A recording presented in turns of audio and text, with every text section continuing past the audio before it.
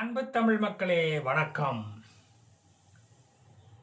போர் தொடங்குமா தொடங்காதா என்று கவலைப்பட்டு கொண்டிருந்த மிடில் ஈஸ்ட் மக்களுக்கு ஹையடா போர் தொடங்கிவிட்டது என்பது மாதிரியான ஒரு தோற்றத்தை தான் இப்போது ஏற்படுத்தி உள்ளது இன்றைய நிலைமை. ஸ்ட்ரைட் ஆஃப் ஹார்மஸ் முனை பக்கத்தில் உள்ள பந்தராபாஸ் என்ற நகரத்தில் IRGCயின் அலுவலகம் இருக்கும் 8 மாடி கட்டடத்தில் குண்டு வெடித்தது மட்டுமல்லாமல் மேலும் 5 நகரங்களில் குண்டு வெடித்துள்ளது ஈரானில். யார் அவைகளை வைத்தது என்று ஈரானுடைய நுண்ணறிவு போலீஸ் ஆராய்ந்து கொண்டு இருக்கிறார்களாம். ஏனென்றால் அங்கு பல பாகிஸ்தானியர்கள் அந்த துறைமுகத்தில் வேலை பார்த்து கொண்டு இருந்தார்களாம். அவர்களுக்கு அடிக்கடி பட்டுவிடக்கூடாது என்ற ஒரு அக்கறையுடன் நுண்ணறிவோடு ஆராய்வதில் தப்பு ஒன்றும் இல்லையே. மனிதநேய மக்கள் வாழும் அந்த இடத்தில் ஒரு மனிதம் கூட சாய்ந்து விடக்கூடாது என்று கண்ணில் விளக்கெண்ணையை ஊற்றிக்கிட்டு பார்க்க வேண்டியதாக இருக்குது. அது ஒரு முக்கிய விஷயம் இல்லையா?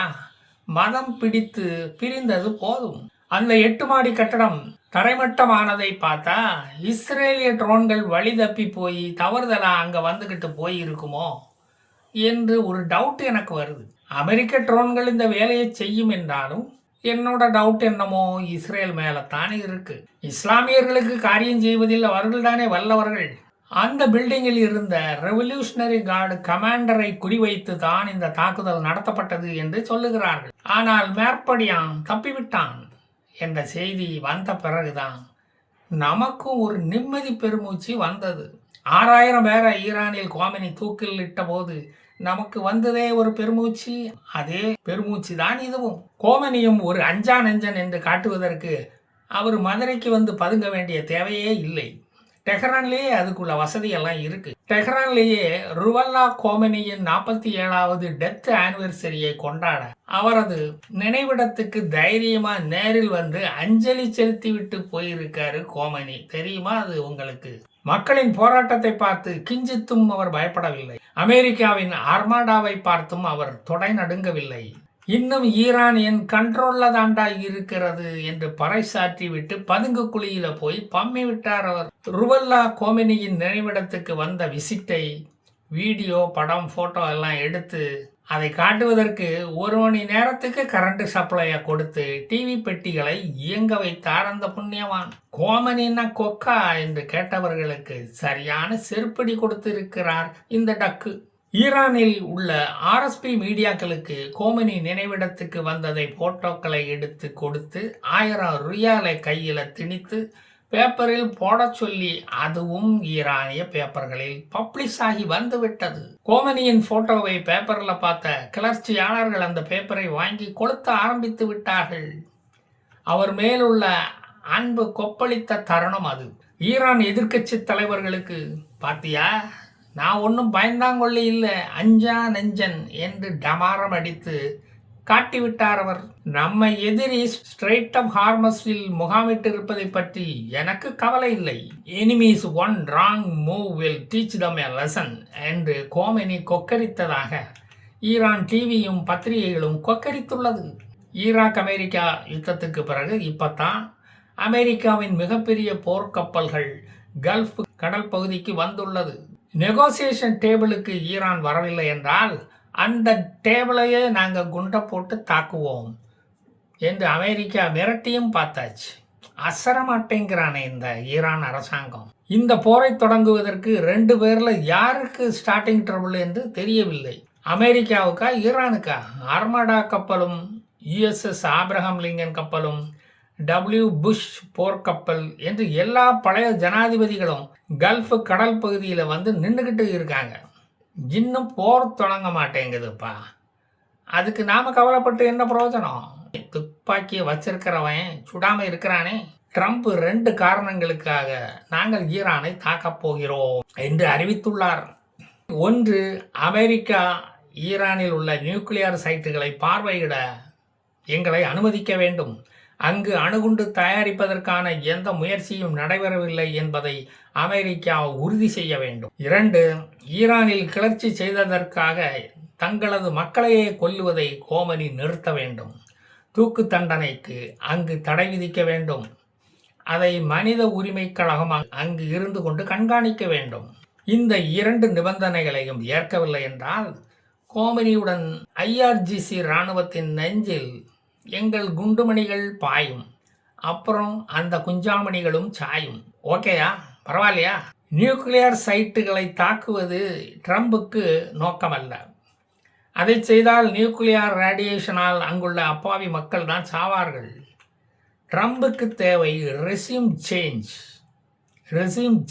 கோமணி ஒளிஞ்சி பெகலாவியோ அல்லது வேறு ஒரு நல்ல ஆவியோ அங்கு வர வேண்டும். அதுக்குன்னு இட்லி கொப்பரையை திறந்து தொடர்ந்து பார்த்துக்கிட்டு இருக்க முடியாது. ஈரானின் எண்ணெய் வளங்கள் அமெரிக்காவின் கண்ட்ரோலில் வர வேண்டும். வெல்லட்டும் ஈரான் என்ற கோஷம் அங்கு கேட்க வேண்டும். ஈரான் தலை நிமிர வேண்டும். நைட் கிளப்பு, சாராய கிளப்புகள் அங்கு தொடங்கப்பட்டு ஈரானியர்கள் தலை ஒரு பக்கமா சாய வேண்டும். வெஸ்டர்ன் கல்ச்சர் அங்கு வந்து இஸ்லாமிய ஆட்சி ஒழிய வேண்டும். மன்னர் ஆட்சி அங்கு மலர வேண்டும் என்பதுதான் அமெரிக்காவின் முக்கியமான குறிக்கோள். கத்தியின்றி இரத்தமின்றி இந்த ஆட்சி மாற்றம் நடைபெறுமா என்பதுதான் மில்லியன் ரியால் கொஸ்டின். அமெரிக்க செக்ரட்டரி மார்க் ரூபியோ ஈரானில் ரெஜிம் சேஞ்ச் நடைபெற்ற பிறகு என்ன நிகழும் என்பது எங்களுக்கே தெளிவா தெரியவில்லை.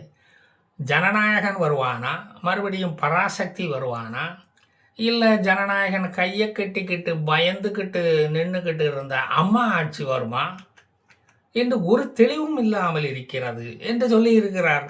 இந்த போரை அமெரிக்கா முதலில் தொடங்கினால் ஈரான் ரிட்டாலியேட் பண்ணும். முதலில் நங்கூரமிட்டு தங்கி இருக்கும் போர்க்கப்பல்கள் தீக்கிரையாகும். Qatar, Kuwait, Iraq, Syria, UAE போன்ற நாடுகளில் தங்கியிருக்கும் 1,00,000க்கும் அதிகமான அமெரிக்க போர் வீரர்கள் தாக்கப்படுவார்கள். அமெரிக்காவில் விதவைகள் எண்ணிக்கை அதிகமாகும். அவர்களுக்கு ஆதரவாக குரல் கொடுக்க ஒரு கனிமொழி கூட அங்கு அமெரிக்காவில் கிடையாது என்பதுதான் பெரிய சோகம். பல பில்லியன் டாலர்கள் அளவுக்கு அமெரிக்காவுக்கு இராணுவ செலவுகள் ஏற்படும். இப்போ இருக்கிற அமெரிக்க பொருளாதார வீழ்ச்சியில் இந்த போர் மேலும் பாதிப்பை அமெரிக்காவுக்கு ஏற்படுத்தும். அதிக வரி போட்டு இனிமேல் மிரட்ட முடியாது. உலக போலீஸ்காரன் நான் தான் என்ற அமெரிக்காவின் வேஷம் கலையும். அதனால் யூனிஃபார்மை கலட்ட வேண்டிய கட்டாயம் வரும். அமெரிக்காவை பார்த்து பயந்த நாடுகளுக்கு குளிர் விட்டு போகும். சொட்டரை கலத்திடுவாங்க உடனே. அமெரிக்காவுக்கு ஏற்றுமதியாகும் பொருட்களுக்கு 200% வரியை அவர்கள் போட ஆரம்பிப்பார்கள். அதான் நாம் யோசிச்சுக்கிட்டே இருக்கோம்டே என்று ட்ரம்ப் நம்மக்கிட்ட சொல்லுகிறார். போர் வல்லுநர்களும் பார்வையாளர்களும் அப்படியே தான் கூறிக்கொண்டு இருக்கிறார்கள். ட்ரம்பின் கால் ட்ரம்ப் அறியும். அதனால தான் ஐ எம் கம்மிங் என்று தெனாவட்டா சொல்ல முடியாம ஐ எம் வெயிட்டிங் என்று கோலையாட்டம் சொல்லிக்கிட்டு இருக்காரு. போர் தொடங்கினால் ஹார்மஸ் முனை மூடப்படும். அது பல மத்திய கிழக்கு நாடுகளின் குட்ஸ் போக்குவரத்தை பாதிக்கும். உணவு தட்டுப்பாடு அங்கு ஏற்படும். பெட்ரோல் டீசல் விலை உயரும். பெட்ரோல் டீசல் ஏற்றுமதி, கடல்வழி வாணிபம் அந்த நாடுகளுக்கு நின்று போகும். அதனால் மற்ற பொருட்களின் விலையும் மாறுதாரா ஏறும். விலைவாசி உலகெங்கும் உயரும். தங்கம் விலை கண்ணா பின்னா என்று ஏறும். அதை திமுக அமைச்சர்களும் சபாநாயகர்களும் மட்டும்தான் அந்த தங்கத்தை வாங்க முடியும். அவர்களுடைய மனைவிமார்கள் கழுத்தை மட்டும்தான் அந்த தங்க நகைகள் அலங்கரிக்கும். பாமரனுக்கு என்ன கிடைக்கும்? பாமரனுக்கு பாட்டில் வித்த 10 ரூபா மட்டும்தான் கிடைக்கும். 20% ஆயில் சப்ளை இந்த கல்ஃப் ஆஃப் ஓமான் வழியாகத்தான் கப்பல் போக்குவரத்து மூலம் நடைபெற்று கொண்டிருக்கிறது. Qatar, Kuwait, Bahrain, Oman, Dubai போன்ற நாடுகளின் ஆயில் ஏற்றுமதியை அது நிறுத்திவிடும். இந்த நாட்டு மக்களுக்கு வேற எந்த தொழிலும் தெரியாதே. கூடி போனா குளிபறித்து குண்டு வைக்க தெரியும். வேறு எந்த வேலையும் தெரியாமல் தற்குறிகளாக வளர்ந்து விட்டார்கள் அவர்கள். அப்புறம் தற்குறிகளை ஆதரிக்கும் தமிழக அரசியல் கட்சிகளில் வந்து சேர்ந்தாதான் அவர்களுக்கு மறுவாழ்வே கிடைக்கும். வேற வழியே இல்லை அவர்களுக்கு. பாவம், அதை நினைத்தால்தான் நெஞ்சம் பதறுகிறது. இவ்வளோ இடியாப்ப சிக்கல்களை வைத்துக்கிட்டு தூக்கணாங்குருவி போல எங்களுக்கு கூடு கட்ட தெரியாது, போடா ஊசி மூஞ்சி மூடா என்று எங்களுக்கு கூடுகளை பிரித்துத்தான் எரிய தெரியும் என்று சொல்ல வேண்டியதும் வரும். அதெல்லாம் தேவையா? ஈரான் ஒரு எச்சரிக்கை ஒன்றை விடுத்துள்ளது. அமெரிக்கா ஈரானை தாக்கினால் நாங்கள் நிச்சயமாக அமெரிக்காவை திருப்பி தாக்க மாட்டோம். அப்புறம் என்ன செய்வீங்க? அதுக்கு பதில் இஸ்ரேலை தாக்குவோம் என்று அறிவித்துள்ளது. இது என்னடா வம்பா இருக்கு? தென்னை மரத்தில் தேள் கொட்டினா பனை மரத்தில் நெறி கட்டுது. அதுக்கு இஸ்ரேலும் ஒரு பதில் கொடுத்துள்ளது. ஈரான் எங்களை அனாவசியமாக தாக்கினால் இதுவரை கண்டிராத சந்தித்திராத கடுமையான பயங்கரமான கருப்பான தாக்குதலை பார்ப்பீர்கள். அது காசா தாக்குதலை போல பல மடங்கு அதிகமாக இருக்கும். ஐநா அங்கு வந்து கடையை திறக்க வேண்டியது வரும். ஓகேயா? கோமனியின் முகத்தில் வெடிமருந்து கரி பூசி யாஹ்யா சின்வர் பக்கத்திலேயே படுக்க வைக்கப்படுவார் என்று கூறிவிட்டது இஸ்ரேல். அப்போ எதையும் தாங்கும் அந்த இதயம் இஸ்ரேல் சிறையில் தான் வாடணுமா? சொந்த நாட்டில் கூட எதையும் தாங்கும் இதயம் இங்கே உறங்கிக் கொண்டிருக்கிறது என்று எழுத முடியாத நிலை ஏற்படுமா? இப்படி ஒரு நிலை கோமனிக்கு வந்துவிட்டதை பார்த்து கோமனியை அது யோசிக்க வைத்து விட்டது. துருக்கி, ஓமான், UAE நாடுகள் அமெரிக்காவிடம் போய் இப்போது கெஞ்சுகிறது, தயவு செய்து ஈரானை தாக்கிவிடாதீர்கள் அண்ணே. தாக்கினால் கோமனி பல சிக்கல்களை எங்களுக்கு ஏற்படுத்தி கொடுத்துருவார். அவர் ஒரு சிக்கல் சண்முக சுந்தரம். பாய்கள் வியாபாரத்தை படுக்க வச்சுடுவார். அப்புறம் இது உலக மகா யுத்தமாக மாறி பல ஆண்டுகள் நீடிக்கும். உலகப் போர்களே நிறுத்திய அமெரிக்காவின் போரை நிறுத்தி யார் வந்து நோபல் பரிசை தட்டி கொண்டு போவார்கள் என்பது தெரியாது. நோபல் பரிசு வேறு யாருக்கும் செல்வதை நாங்களும் ஒருபோதும் அனுமதிக்க மாட்டோம். அது ட்ரம்ப் கையில் உள்ள ரிஸ்ட் வாட்சை திருடுவதற்கு சமம். அதுக்கு நாம அனுமதிக்க மாட்டோம். எனவே போர் வேண்டாம் அவனே, சொன்ன கேளு, போர் வேண்டாம். நான் மீண்டும் வந்து மீதியை சொல்கிறேன் மக்களே. ஜெய்ஹிந்த்.